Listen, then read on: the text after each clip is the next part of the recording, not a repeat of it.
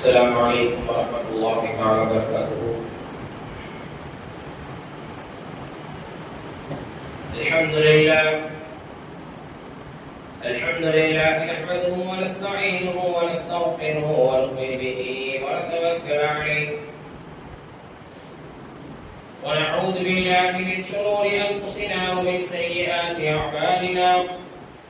من يهده الله فلا مضل له ومن يضلله فلا هادي له، ونشهد أن لا إله إلا الله وحده لا شريك له، ونشهد أن سيدنا محمدا عبده ورسوله.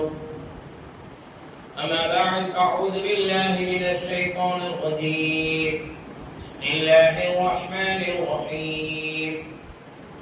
واتقوا النار التي أعدت للكافرين وأطيعوا الله والرسول لعلكم ترحمون.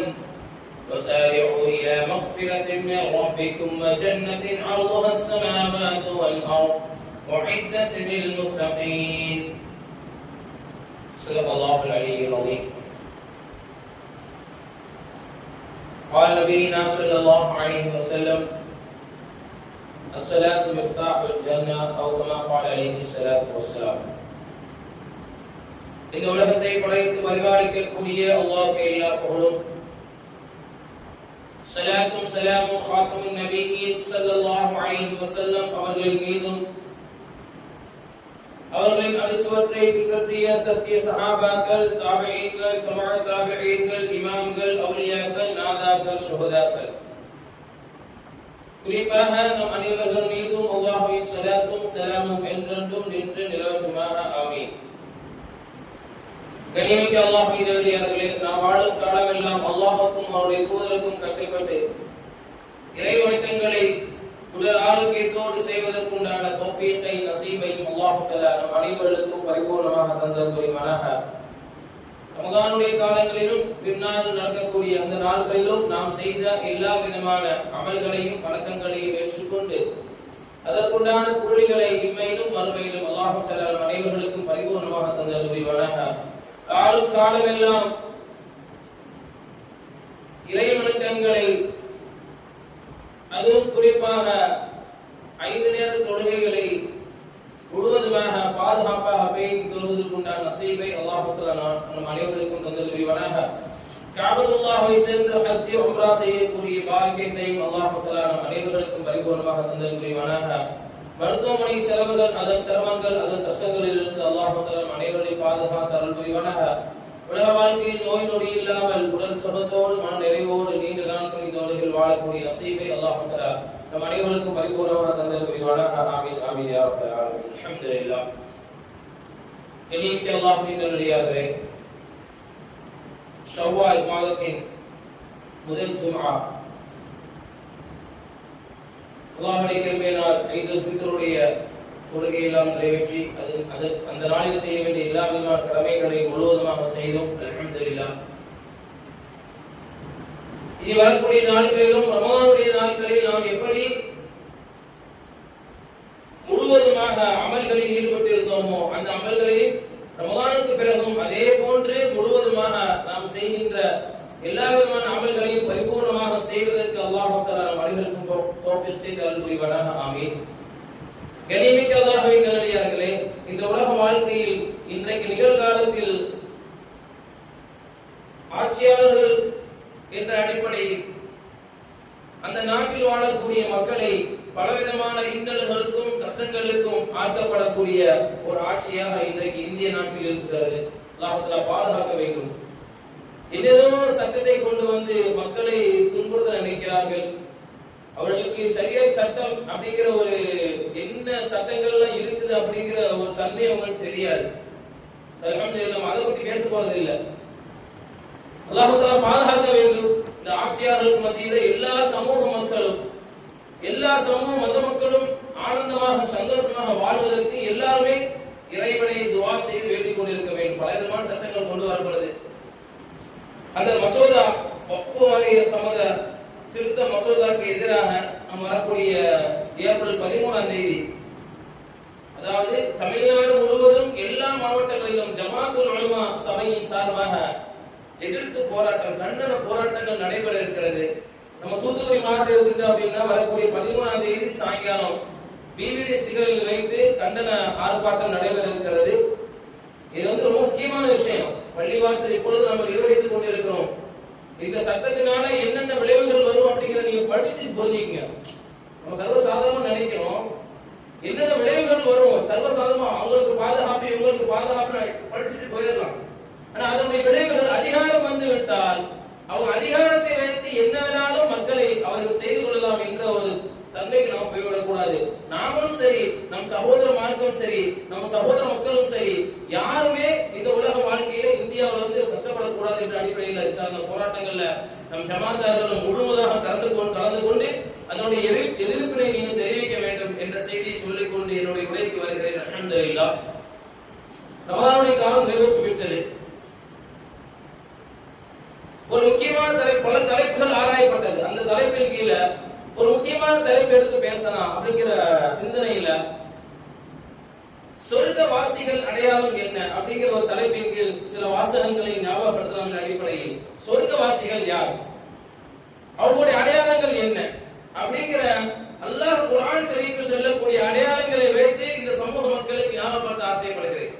இந்த உலக வாழ்க்கை என்பது எல்லா சமூக மக்களுக்கும் நிரந்தரம் இல்லை. அவர் எந்த மதத்தில் இருக்கட்டும், எந்த மார்க்கத்தில் இருக்கட்டும், எந்த நம்பிக்கையில் இருக்கட்டும், யாராக இருக்கட்டும், நீங்க எந்த நபரை கூட்டி கேட்டாலும் சரி, இந்த உலக வாழ்க்கை உங்களுக்கு நிரந்தரமா, உங்களுக்கு மரணமே வராதா அப்படின்னு கேட்டீங்கன்னா அது மறுப்பு தெரிவிப்பாங்க. கண்டிப்பா ஒரு நாள் மரணம் வந்தே தீரும். அதுதான் சத்தியமான உண்மை. இது யாருமே மறுக்க முடியாது. அப்ப மரணத்திற்கு பிறகு ஒரு வாழ்க்கை இருக்கிறதா அப்படிங்கிற கேள்வி வைக்கின்ற போது பலருக்கும் பல விதமான கருத்துகள் மாறுபடும்.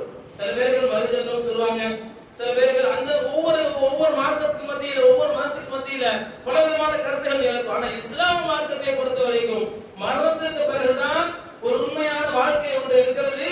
நரகம், சொர்க்கம் என்று அல்லாஹ் தயார் செய்து வைத்திருக்கிறார். அல்லாஹ் 4 வாக்குறுதிகளை தருகிறார். அதை சொல்லிடுறேன். அதுக்கப்புறம் அந்த அடையாளம் என்ன, சொர்க்கவாசிகளுடைய அடையாளம் என்ன அப்படிங்கிற ஞாபகப்படுத்தும். அல்லாஹ் 4 வாக்குறுதிகளை தருகிறார். முதல் வாக்குறுதி, இன் தன்சுருல்லாஹ யன்சுருக்கும். இன் தன்சுருல்லாஹ, அல்லாஹ்வுக்கு நீங்க உதவி செய்தீர்கள் என்றால் யன்சுருக்கும், அல்லாஹ் உங்களுக்கு உதவி செய்வார். என்னடா அல்லாஹ்க்கு எப்படி உதவி செய்யறது அப்படி நீ கேட்கலாம். அல்லாஹ் தான் எல்லாருக்கும் உதவி செய்யறான். நமக்கு உதவி செய்வன் அல்லாஹ், நம்ம வாழ்நாளை தந்தவன் அல்லாஹ், பொருளாதாரத்தை தருபவன் அல்லாஹ், நம்முடைய ரிஸ்கை தருபவன் அல்லாஹ், வாழ்வாதாரத்தை தருபவன் அல்லாஹ், எண்ணத்தை தருபவன் அல்லாஹ், ஆயுதம் தருபவன் அல்லாஹ், நமக்கு எல்லாமே அல்லாஹ் தான் தருகிறான். ஆனா அல்லாஹ் உதவி செய்ய சொல்றானே, இன் தன்சுருல்லாஹ, அல்லாஹ்வுக்கு நீங்க உதவி செய்யுங்கள், யன்சுருக்கும், அல்லாஹ் உங்களுக்கு உதவி செய்யும். அப்படின்னா அல்லாஹ் சொல்ல அந்த விஷயங்கள் அல்லாஹ்வுடைய வார்த்தைக்கு கட்டுப்பட்டு நடந்து கொள்ளுங்கள். அல்லாஹ்வுடைய உதவி உங்களுக்கு எப்பவுமே இருக்கும். அல்லாஹ்வுடைய வாக்குறுதி இது. இரண்டாவது, லஇன் ஷக்கர்தும் லஅஸீதன்னக்கும், அல்லாஹ் தந்த அருள் கொடைகளுக்கு நீங்க நன்றி செலுத்தக்கூடிய அடியாராக இருந்தீங்க. இந்த உலகத்துல அல்லாஹ் எவ்வளவு நியமத்துகளை தந்திருக்கான். அது குர்ஆன் அல்லாஹ் ஏராளமான இடங்களில் சொல்றான். வ இன் தஅது நியமத்துல்லாஹி லா துஹ்ஸூஹா இன்னல்லாஹ லகஃபூருர் ரஹீம். ஈமான் கொண்டவர்களே, உங்களுக்கு ஏராளமான ரிஸ்க்குகளை, அருள் கொடைகளை, நியமத்துகளை தந்திருக்கிறேன். அந்த நியமத்துகளை உங்களுடைய வாழ்நாள் முழுவதும் நீங்கள் எண்ணிக்கொண்டே இருந்தாலும், எத்தனை ஆண்டுகள் இந்த உலகத்தில் நீங்கள் வாழ்ந்தாலும், அல்லாஹ்வுடைய நியமத்துகளை, அல்லாஹ் தந்த அருள் கொடைகளை எண்ணிக்கொண்டே இருந்தாலும் உங்களால் எண்ணி முடிக்க முடியாத அருள் கொடைகளை இறைவன் தந்திருக்கிறார். அப்படியே குர்ஆன்ல சொல்றான். அப்ப அல்லாஹ் எதிர்பார்ப்பது என்ன? லஇன் ஷக்கர்தும் லஅஸீதன்னக்கும். நீங்க அல்லாஹ்வுக்கு நன்றி செலுத்தீங்கன்னா அல்லாஹ் வாக்குறுதி தரான். அல்லாஹ்வுடைய வாக்குறுதி என்பது இந்த உலகத்தில் சத்தியமானது. ஒரு நாளும் அது மாறாக நடக்காது, நடைபெறாது. அல்லாஹ்வுக்கு நன்றி செலுத்தக்கூடிய அடியார்கள் அசீதன்னக்கும், உங்களுக்கு அல்லாஹ் அதிகப்படுத்தும். நீ எதற்காக நன்றி செலுத்துகிறீர்களோ அந்த விஷயங்களை அல்லாஹ் உங்களுக்கு அதிகப்படுத்தும். இது இரண்டாவது வாக்குறுதி. மூன்றாவது, ஃபதுஊனி அஸ்தஜிபு லக்கும். நீங்க அல்லாஹ்வை அழைச்சீங்கன்னா அஸ்தஜிபு லக்கும், உங்களுக்கு அல்லாஹ் அந்த அழைப்புக்கு பதில் தருகிறார். இது மூன்றாவது.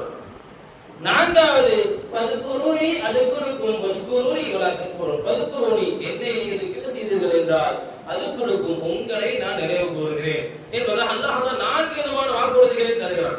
இந்த 4 விதமான வாக்குறுதிகளையும் நாம் செய்கின்ற பொழுது நாம் சொர்க்கத்திற்கு சொந்தக்காரராக மாறிவிடுகிறோம். அல்லாஹ்வுடைய நேசத்தை பெற்ற மக்கள் மாறிவிடுகிறோம், அல்லாஹ்வுடைய ரிதாவை பெற்ற மக்களாக மாறிவிடுகிறோம், அல்லாஹ்வுடைய அன்பை பெற்ற மக்களாக மாறிவிடுகிறோம். இது முதல் அடையாளம், சொர்க்கவாசிக்குள்ள முதல் அடையாளம். இரண்டாவது, வத்தகுன் நார் அல்லதி, நீ நரகத்தை அஞ்சி பயந்து நடந்து கொள்ளுங்கள். நரகத்தினுடைய பயம் இந்த உலக வாழ்க்கையில் நமக்கு கண்டிப்பா தேவை. நரகம் என்பது அல்லாஹ்வால் தயாரிக்கப்பட்டு விட்டது. அல்லாஹ் சொர்க்கத்தையும் தயார் செய்து வைத்து விட்டான், நரகத்தையும் தயார் செய்து வைத்து விட்டான். நல்லோர்களுக்கு சொர்க்கம், தீயவர்களுக்கு நரகம். நீங்க இந்த உலகத்தில் எந்த தீமை செய்கிறீர்களோ, அல்லாஹ்வுக்கு மாறு செய்தாலும், அல்லாஹ்வுடைய பேச்சை கேட்காமல் நடந்தாலும், நபிக்கு மாறு செய்தாலும், நபியுடைய பேச்சை கேட்காமல் நடந்தாலும், இஸ்லாத்திற்கு மாறு செய்தாலும், இஸ்லாத்தினுடைய சட்டத்திற்கு மாறு செய்தாலும், ஷரியத்திற்கு மாறு செய்தாலும் உங்களுக்கு நரகம் நிச்சயம் உண்டு. நரகத்தினுடைய பயம் வந்துச்சு அப்படின்னா உங்க வாழ்க்கை சீராக இருக்கும். எத்தனையோ பாவங்கள் இருக்கு, எத்தனையோ பாவங்கள் சர்வசாதாரணமா செய்கிறோம். சிறிய பெரிய பாவங்கள், பிறரை கேலி பேசுவது பாவம், அதற்கு ஒரு நரகம் இருக்கிறது. ஆஹா, பிறரை நான் கேலி பேச மாட்டேன், பிறரை ஏச மாட்டேன், பிறரை திட்ட மாட்டேன், நாவை தவறான வார்த்தைகளை பேச மாட்டேன். ஏன் பேச மாட்டேன்? நாளை மறுமையில நரகம் ஒன்று இருக்குது அப்படிங்கிற பயம் வந்து நம்ம உலக வாழ்க்கையில் எந்த விதமான பாவத்தையும் செய்ய மாட்டோம். அப்ப வத்தகுன் நார் அல்லதி, நரகத்தினுடைய அச்சம் இந்த உலக வாழ்க்கையில் நமக்கு இருந்துகிட்டே இருக்கும். விபச்சாரம் செய்யாதீங்க, விபச்சாரம் செய்தீங்கன்னா நரகம். விபச்சாரத்தின் பக்கம் நெருங்காதீங்க அல்லாஹ் சொல்றான். அப்ப அல்லாஹ் சொல்லிவிட்டால் அந்த விபச்சாரம் அப்படிங்கிற அந்த சப்ஜெக்ட்டுக்கு நம்ம போயிடக்கூடாது. நிறைய பாவங்களுக்கு நாம் செய்யாமல் இருப்பதற்கு என்ன காரணமா இருக்கும்? இந்த வத்தகுன் நார் அல்லதி, அல்லாஹ் சொல்லக்கூடிய இந்த வார்த்தையை நாம் உள்வாங்கி கொண்டால் நரகத்துடைய அச்சம், நரகத்துடைய பயம், அல்லாஹ் நம்மளை தண்டிப்பான், அல்லாஹ்வுக்கு மாறு செய்தால், அல்லாஹ்வுடைய பேச்சை கேட்காமல் நடந்தால் அல்லாஹ் நம்மை தண்டிப்பான், நரகத்தில் நம்மளை போட்டு விடுவான் என்ற அச்சத்தோடு நம்ம வாழ்ந்தோம் என்றால் வாழ்க்கை சீரா, நம்முடைய வழி நேர்வழியாக மாறிவிடும். நம்ம அச்சம் இல்லாம தானே ரமதான்ல எவ்வளவு வயிறு காலியா இருந்துச்சு, பள்ளிவாசல் நிறைஞ்சு இருந்துச்சு. வயிறு நிரம்ப இருக்குது, பள்ளிவாசல் காலியா இருக்கு. ஏன் காலியாகுது? பள்ளிவாசல் ஏன் காலியாகுது? இந்த சிந்தனை வாழும். பள்ளிவாசலுக்கு போகாம இருந்தா, அல்லாஹ்வுடைய கடமையை செய்யாமல் இருந்தால், அல்லாஹ் நாளை மறுமை நரகத்தில் போடுவானே. நாளை மறுமையில் தொழாவிட்டால், இதர கடமைகள் செய்யாவிட்டால், அல்லாஹ் நாளை மறுமையில நரகம் தயார் செய்து வைத்திருக்கிறானே, அந்த நரகத்தில் நம்மளை போட்டு விடுவானே. நாளை மறுமையில் அந்த நரகத்திற்கு நாம் சென்றுவிடக் கூடாது என்ற அச்சமும் பயமும் நமக்கு இருக்குமே. ஆனால் ரமதானுடைய நாட்களில் எப்படி பள்ளி நிரம்பி இருந்ததோ, ரமதானுக்கு அப்புறம் பள்ளி அப்படியே நிரம்பி இதுக்கு அது அடித்தவன். அச்சம் சொர்க்கவாசிகளாக இந்த உலகத்தில் நம்மை வாழ செய்கிறது. சஹாபாக்கள் பயப்படுவாங்க, நபிமார்கள் பயப்படுவாங்க. நபிமார்கள் பயப்பட வேண்டிய அவசியமே இல்லை. ஏன்னா அல்லாஹ்வால் பொருந்தி கொண்டவர்கள், அல்லாஹ் அனுப்பிய தூதர்கள், அல்லாஹ்வுடைய ரசூல்கள். சஹாபாக்கள் இறை நேசர்கள், ஸல்லல்லாஹு அலைஹி வஸல்லம் தூதர்கள், அல்லாஹ்வால் பொருந்தி கொண்டவர். ரலியல்லாஹு அன்ஹும் வ ரது அன்ஹு என்று அல்லாஹ் குர்ஆனில் பொருந்தி கொண்ட மக்கள் சஹாபாக்கள். அவர்கள் பயப்படாத நரகத்தை பற்றி.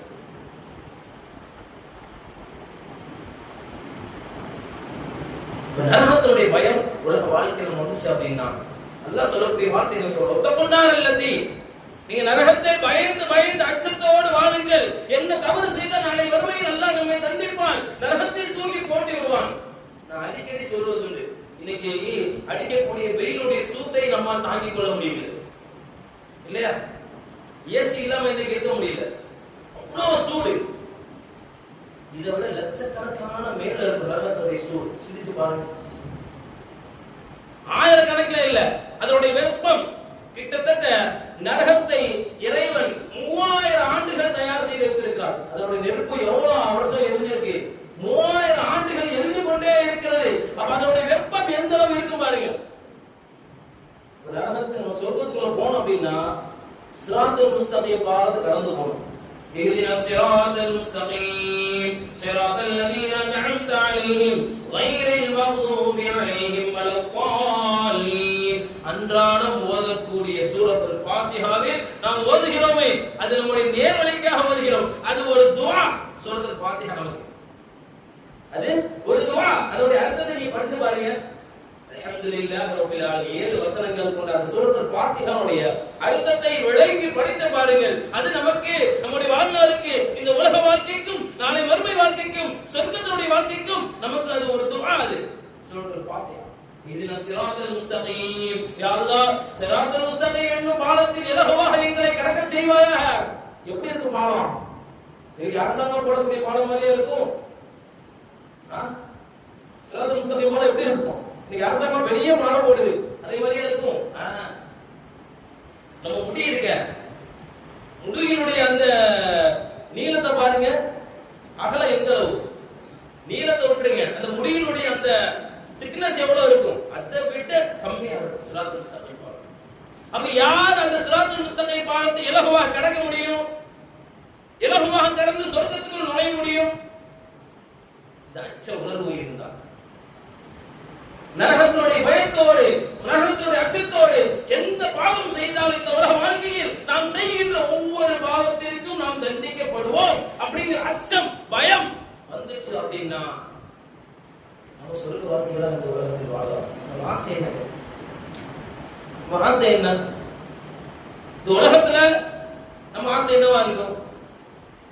பெரிய நம்முடைய வீடு இல்லாம இருக்க ஆசை அப்படிதானே இருக்கு. நம்ம வீடு பெரிய கிட்டத்தட்ட 4 ஃபீட் ரூம் இருக்கணும், ஒரு ஸ்விமிங் பூல் இருக்கணும், ஒரு 4 ரூம் இருக்கணும், 4 ரூம்குள்ள ஏசி இருக்கணும், ஒரு ஹால் ஏசி இருக்கணும், சொர்க்கத்தில் போல நம்ம வீடு இருக்கணும், பங்களா மாதிரி இருக்கணும், பெரிய மாளிகையா இருக்கணும். இது ஆசைப்படுறோம் இல்லையா?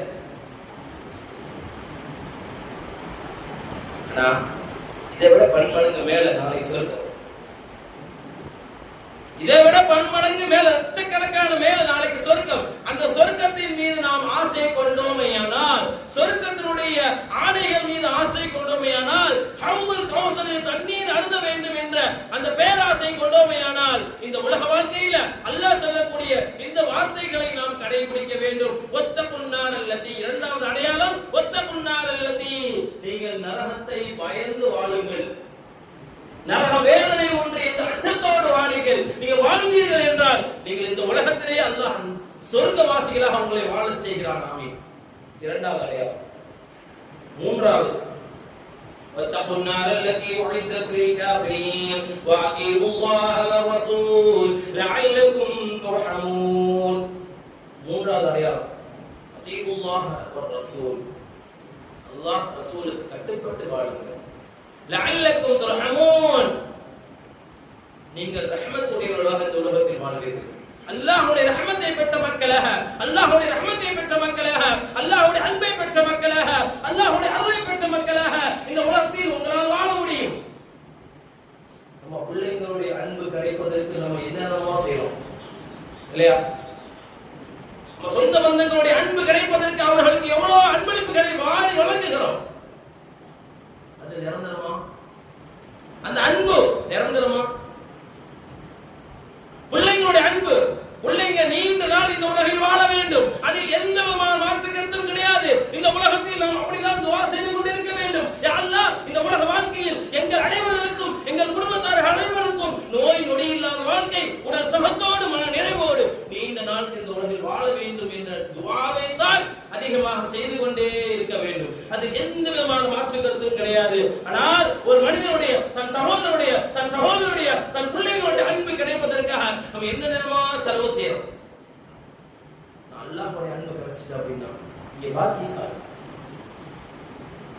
அல்லாஹ்வுடைய அன்பு கிடைத்து விட்டால் நீங்கள் பாக்கியசாலி, நீங்க ரஹ்மத் செய்யப்பட்டவர்கள், நீங்க ரிதா கொடுக்கப்பட்டவர்கள்.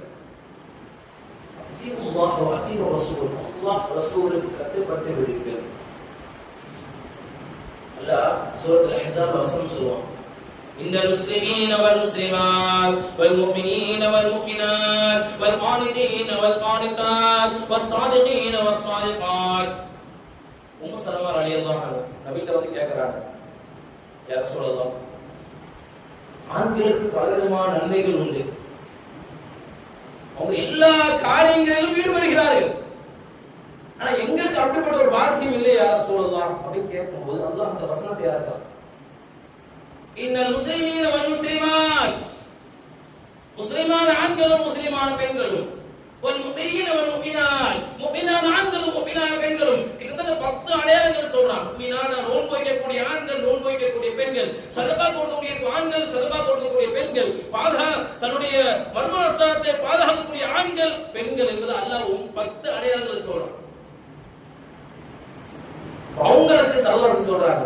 அஸ்மா ரலியல்லாஹு அப்படி கேக்குறாங்க. அஸ்மா ரலியல்லாஹு அன்ஹா யார சொல்லலாம், பெண் ஆண்கள் எல்லாம் ஜமாத் தொழுகை கலந்துக்கிறாங்க, ஜனாசா தொழுகையில கலந்துக்கிறாங்க, எது வந்தாலும் எல்லாமே நன்மைகள் கிடைச்சது. இப்ப எங்களுக்கு அப்படிப்பட்ட ஒரு பாக்கியம் இல்லை யார சொல்லலாம் அப்படின்னு அஸ்மா ரலியல்லாஹு அன்ஹா சல்லல்லாஹு அலைஹி கேட்கும்போது சல்லல்லாஹு பதில் சொல்றாங்க, நீங்க உங்க கணவனுக்கு கட்டுப்பட்டு நடந்தாலே அல்லாஹ் உங்களுக்கு தரக்கூடிய நன்மைகள் அனைத்தும் உங்களுக்கு தந்துருவான் அப்படின்னு பதில் சொல்றாங்க.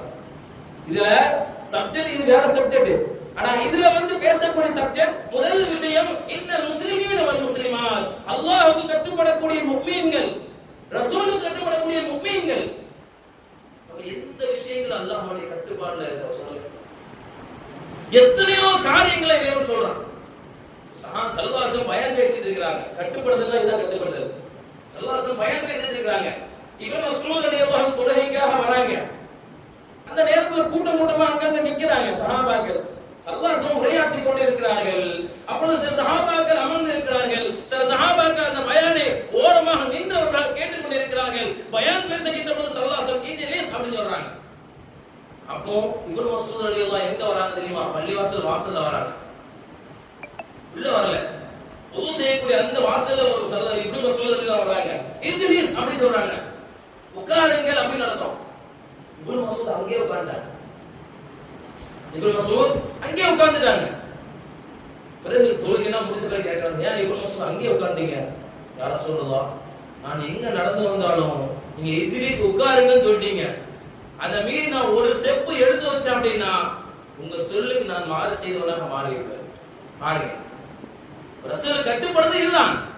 நம்ம சுன்னத்து காரியங்களில் எந்த அளவுக்கு ரசூலுக்கு கட்டுப்படுகிறோம். சலாம் சொல்வது சுன்னத், சலாம் சொல்வது சுன்னத். ஒரு முஃமினான சகோதரரை பார்த்து அவரை பார்த்த உடனே சலாம் சொல்வது சுன்னத். இந்த சுன்னத்தை எத்தனை பேர் அமல் செய்யணும்? நமக்கு சண்டை போட்டவர் எதிரியாக இருந்தால் தலை கொண்டுட்டு போயிடும். நமக்கு நெருங்கியவராக இருந்தால் கூப்பிட்டு வச்சு சலாம் சொல்லி அஸ்ஸலாமு அலைக்கும் நிறைய குடும்ப காரியம் பேசுறோம். நமக்கு ஒரு எதிரி வந்தா, சண்டை போட்டவர் வந்தா, இவருக்கு ஏன் நான் சலாம் சொல்லணும் அப்படி தலை கொண்டுட்டு போயிடும். இது கட்டுப்படுதல், ரசூலுக்கு கட்டுப்படுதல். ஏராளமா சொல்லலாம் சுன்னத்தான காரியங்கள். நம்ம ஆடைகள், நம்முடைய ஆடைகள் அணிகின்ற பொழுது வலது பக்கமாக அணிகிறது சுன்னத். சாப்பிடுகின்ற பொழுது பிஸ்மில்லாஹ் சொல்வது சுன்னத். சாப்பிடுகின்ற சாப்பாடு கீழே விழுந்தால் அதை எடுத்து சாப்பிடுவது சுன்னத். இல்லை அது அனீசியா நினைக்கிறோம் இல்லையா? கீழே விழுந்தா அது டஸ்ட் ஆயிரும். அதுதான் உங்களுக்கு கொடுக்கப்பட்ட ரிஸ்க். அது எது கீழே விழுந்துச்சோ அதுதான் ஷைத்தான் தள்ளி விடுவான். அதுதான் ஷைத்தான் தள்ளி விட்டுருவான். உனக்கு அந்த ரிஸ்க் வேண்டாம், வரக்கூடாது அப்படின்னு. அப்ப அந்த சாப்பாடு எடுத்து எவ்வளவு பருப்பு சிந்தினாலும் சரி அதை எடுத்து சின்ன பிள்ளைங்க சிந்தி சாப்பிடுவாங்க. அதை என்ன செய்யணும்? நீங்க சின்ன பிள்ளைங்களுக்கு கொடுக்க வேண்டாம், நீங்க எடுத்து சாப்பிடுங்க. சின்ன பிள்ளைங்களுக்கு அப்படி கொடுத்தா ஒரு மாதிரியா இருக்கும். என்ன செய்யுங்கன்னா அந்த ரிஸ்கை எடுத்து நீங்க சாப்பிடுங்க, அது சுன்னத். சாப்பிட்ட பிறகு அல்ஹம்துலில்லாஹ் என்று சொல்வது சுன்னத். இது ஏராளமான சுன்னத், ஏராளமான சுன்னத். அப்ப ரசூலுக்கு கட்டப்படுதல் அப்படிங்கிற நாவினால் சொல்லலாம் மட்டும் பத்தாது. எப்படி சஹாபாக்கள் கட்டப்பட்டார்கள்?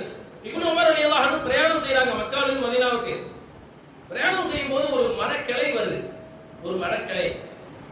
ஸல்லல்லாஹு அலைஹி வஸல்லம் அவங்க இருக்கிற காலத்துல அந்த கிளையில வந்து மரக்கிளைகளை குனிஞ்சு போனாங்க. ஆனா இப்னு உமர் ரலியல்லாஹு அன்ஹு செல்கின்ற பொழுது அங்க மரம் கிடையாது, கிளையும் கிடையாது.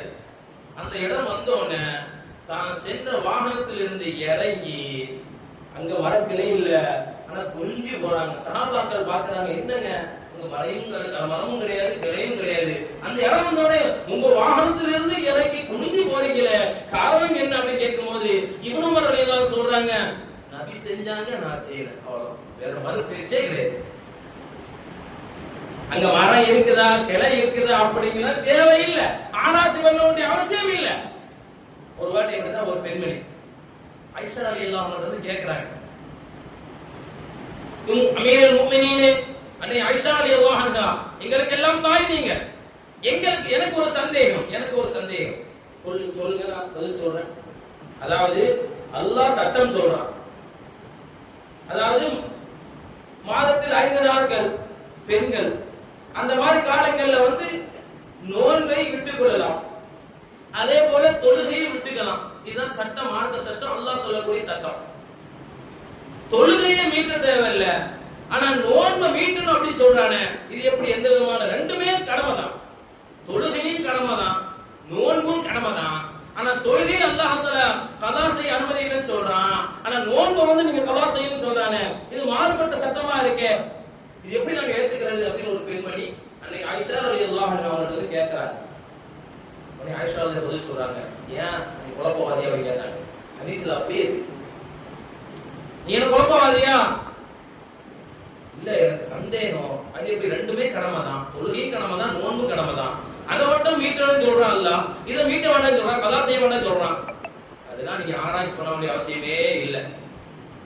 அல்லாஹ் சொல்லிட்டானா, அல்லாஹ்வுடைய தூதர் சொல்லிட்டாங்களா, அப்படி கட்டுப்படுறீங்க. ஏன் நீங்க ஆராய்ச்சி பண்றீங்க?